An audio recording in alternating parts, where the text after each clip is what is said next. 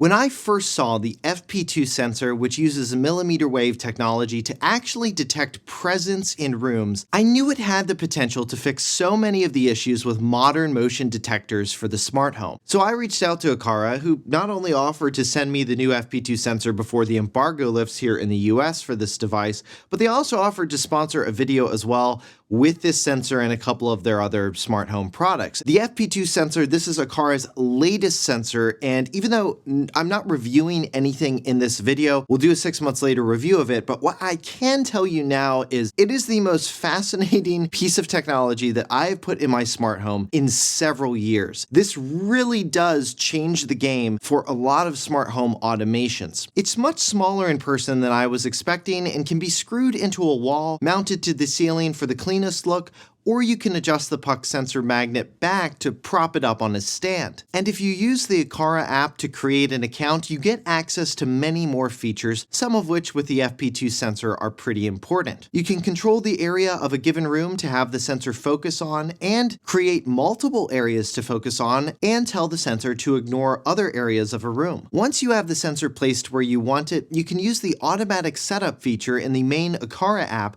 to identify interference. This way, the sensor is better able to identify living people from stationary parts of a room causing any interference. After setting it up, which you can do with either the Aqara app in HomeKit mode, which gives you basic functionality, but if you want more advanced features or to use the sensor with the Google Home or Amazon platform, you'll need to create an Aqara account and log into the app. I was able to place this sensor in my bedroom and place it on my bookshelf so it had good visibility into my room. When I walk out of my room now, after about 10 seconds, my lights will turn off. Then when I walk back in, they turn on in about a second, and it's pretty great. And so far, this sensor has worked so well, I'm likely going to be buying many more of them to test in my home. This type of sensor makes it possible so you could potentially just walk around your home and have the lights follow you, never having to turn on a light switch, which has never really been possible before, because the one downside with the previous generation of motion sensors is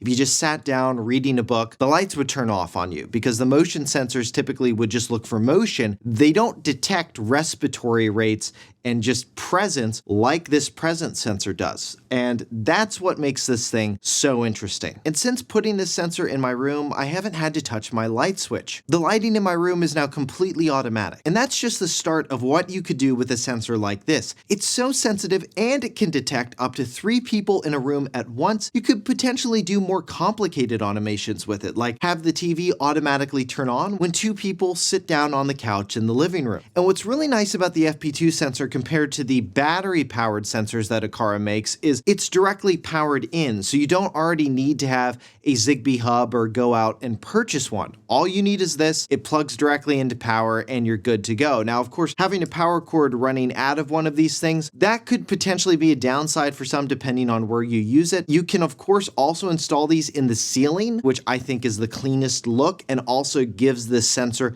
the best view of the room. But of course, you can also just take this little stand here, flip it out, and make it go on a stand as well. That's what I've been doing until I figure out exactly where in a room I want to permanently put one of these things. And Aqara also put in an area on the back of this sensor where you can add adhesive and just stick it on a wall in case you don't want to drill any holes into your wall as well. Now, the Zigbee hub Aqara makes that I mentioned before actually comes in several different form factors. Some are just hubs, others have speakers and mics built into them, while others, like the one the company sent me, have an integrated camera to monitor your indoor environment. You'll need one of these hubs from Aqara for some of their other cool sensors to work, like the door sensor and the water leak sensor. I currently use their door sensor on my door just as another additional backup to alert me in case my August lock doesn't lock all the way or the door accidentally comes open. That's happened a couple of times, which makes me feel a bit uneasy, and just having a redundant system to make sure that my door is actually locked is really nice. I use the leak sensor at the back of my toilet to detect a leak before I'd get significant water damage. You can also place one near your washing machine, dishwasher, sink, or bathtub, and get notified on your phone or by an alarm sound from the Aqara Hub if a leak is detected. You can also use it to trigger other devices like shutting off the water valve or turning on a fan. The G3 Hub I have, it features a 2K resolution camera, 360-degree pan and tilt, which allows you to see everything in your room, night vision, two-way audio so I can talk to someone or even a pet when I'm abroad, and it has facial recognition. You can see if a family member, loved one, made it back home safely. And I like that Aqara added an option to disable the camera when I'm home, and the camera will actually rotate completely up into its housing to block it from being able to see or record anything. That's a pretty smart feature. And I've got their new G4 battery-operated doorbell as well, and as we record this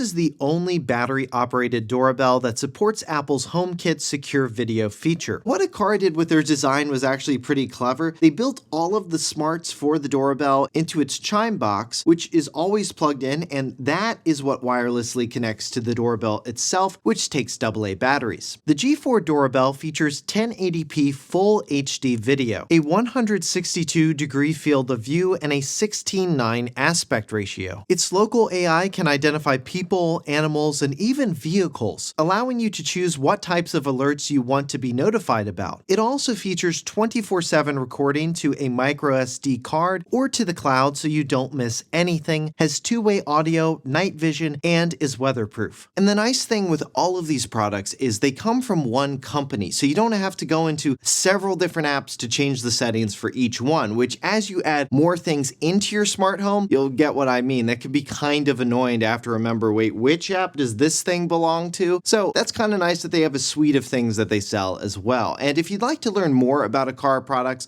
I've left a link below in the description where you can do just that. And we'll have much more on the FP2 sensor in our full 6 months later review of it. And if you're interested in the smart home, make sure you check out some of the other content I've done on the smart home, like how to start or expand your smart home in 2023. And I've also done an explainer on the brand new Matter standard, how Thread is built into it, and what do you actually need to have in your smart home for the Matter standard to work. Both of those videos, you can get to them by clicking on the thumbnails here, and make sure you consider giving this video a thumbs up if you liked it and found it interesting.